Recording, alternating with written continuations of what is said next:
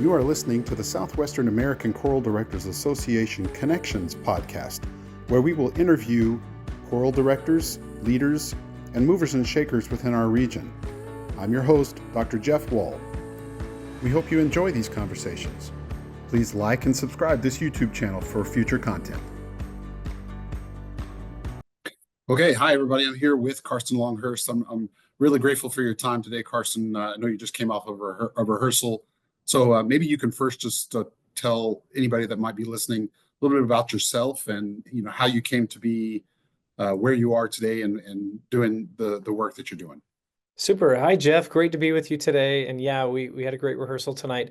I am here in Oklahoma City. We're doing great work here at Oklahoma City University, and it's a twofold gig where I get to work with the nonprofit Canterbury Voices, and I get to work with the youth extension of that, the Canterbury Youth Voices, so as the artistic director and leader of the advanced treble group, and get to work as the director of vocal music education here at Oklahoma City University, working with amazing Dr. Julie Yu. Many of you probably know her and love her work. And so it's a pleasure to work with her in this wonderful environment of lots of big undergraduate vocal music program. And we're excited with the things we're doing here. And I used to work in the Northwest Oklahoma area, out in the rural area, for about 9 years, and loved working with a regional university at Northwestern Oklahoma State. And Jeff, I know you're Northeastern, so we've been kind of, divided at the poles of the North and the Northwest and Northeast, but loved working with them. And so here we are in the city, getting established and having a great time working with the students here. So thanks for asking about the background a little bit. Yeah, absolutely. And tell us kind of where you're from and how you came into loving choral music. Cool. Thanks. Yeah, I'm from Ogden, Utah, born and raised. Yes, there's a wonderful tradition, especially with the Church of Jesus Christ of Latter-day Saints, with the Tabernacle Choir and such. And my uncle sings in that group. John Longhurst is a distant relative who played the organ, but he's not close enough to get any credit for being related.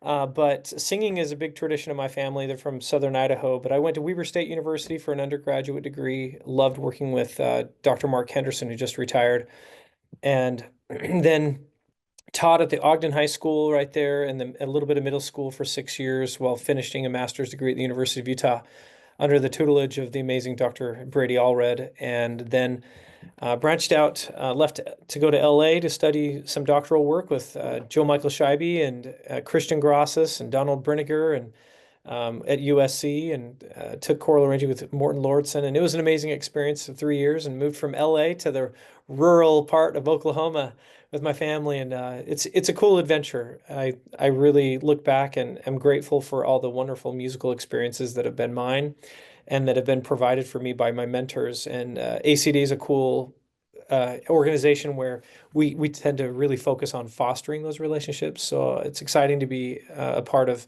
the leadership in any way I can.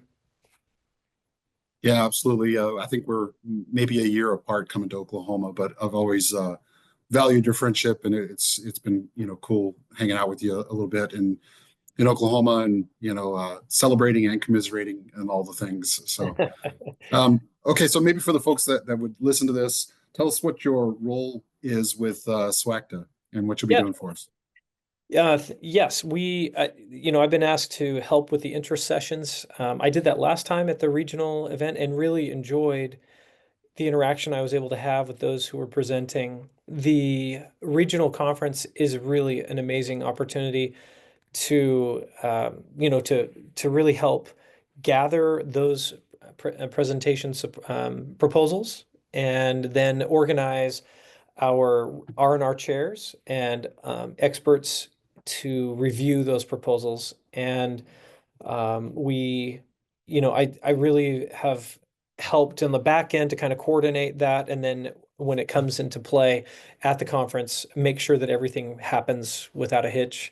And it's a team effort, but if anything goes down there, I'm the one you point a finger at. So that's where some preparation goes into, a lot into play.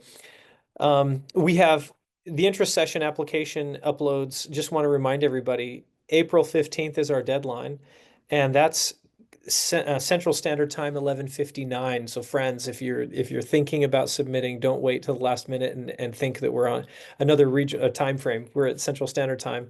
But those interest sessions are wide and variety and filled with variety. We want core pedagogical, hardcore, just straight up fundamentals, as well as really cutting edge, pushing our industry, our education opportunities of learning from each other and in so many directions. So we hope that we can get a good variety like we did last time, and know that we have experts in all of our R&R chairs who are going to be looking at all of those, and grading them with a rubric, and then putting them in those into the conference.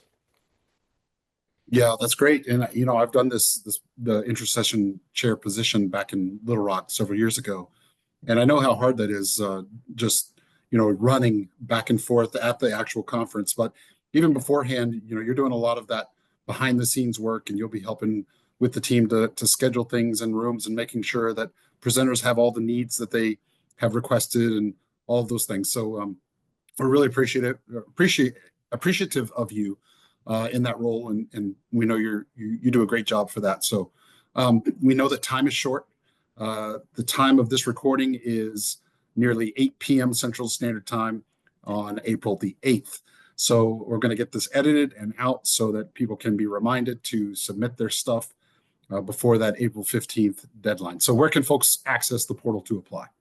Yeah, please go to the SWACDA website. You can go on the Conference 2026 Albuquerque landing spot. And right there, you'll see the application for the performing groups, and then application for interest sessions. And please submit. It'll ask you for, things like your headshot, biography, or biographies of those you'd like to present. But most importantly, a session title, 60 characters, session abstract, which we want it to be succinct, a topic that'll be helpful or inspire the membership, a clear description of the session, learning outcomes.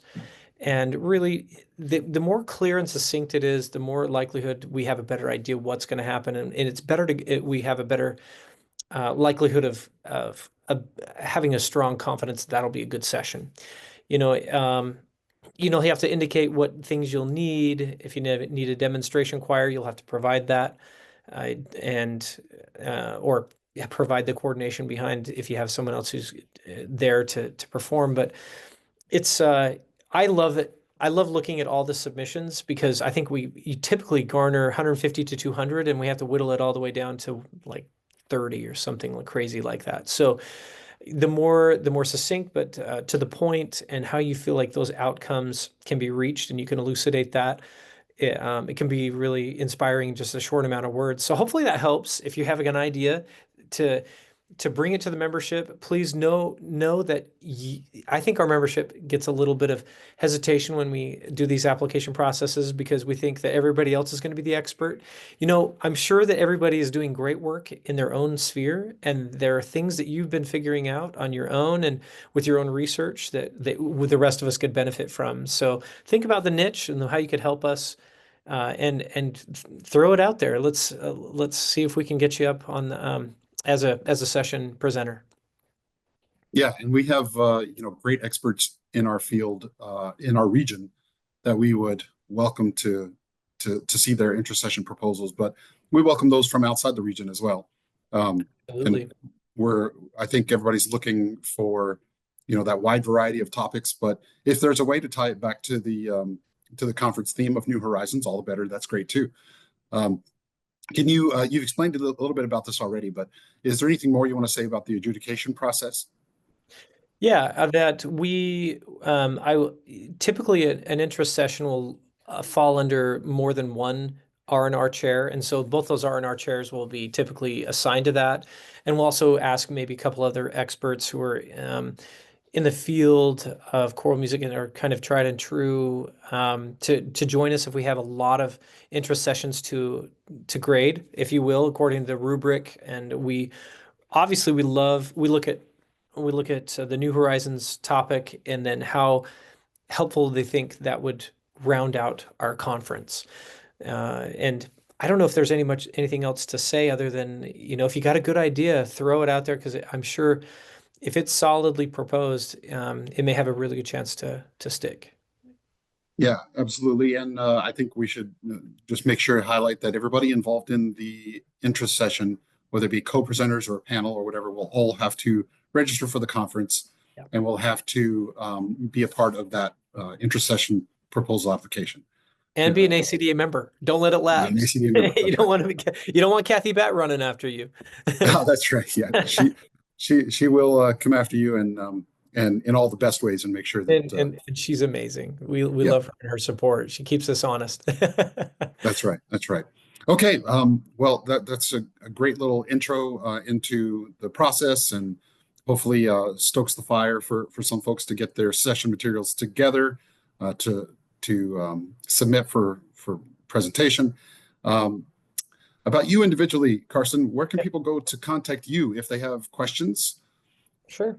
Yeah, you can shoot me an email at my OKCU address. It's klonghurst@okcu.edu. You can also message me off of Facebook if you find me there. It's one side note that I didn't mention before is I'm kind of a closet absolute a cappella junkie where I performed in a cappella group for about 12, 15 years. And so every time I see something a cappella, contemporary a cappella coming up, I'm cheering that on. So if any of you contemporary a cappella folks out there really want to do a session on something, I tend to really get excited about that. I don't know how much I can behind the scenes push because that wouldn't be fair, but I let the R&R chairs do all that work. But I love to see the other topics and other styles and genres coming forward in our profession and being equally validated. Yeah, agreed. Whether it's a cappella or it's gospel or if it's vocal jazz or Amen. whatever, Yeah. whatever the subgenre. Yeah, it's all choral music. So we'd love to hear about it. Okay. Yeah. My next question was just to, how they might be able to connect with you or to learn more about your work and that kind of thing. But you told them Facebook is a good spot. So maybe they can find there. And I encourage it. Everybody go and follow Karsten, see his work and what he's up to and what he's doing with the great work with Oklahoma City University in Canterbury. Thanks. Oh yeah, and I do have Instagram, and I'm working on some other things there. But yeah, that would be great. I'd love to connect with you. So, thanks, Jeff. I appreciate that a lot. Awesome, you bet. All right, that's it, folks. And Karsten, thanks for your time, and we will see you next time for these short mini pods. Awesome. Always a pleasure.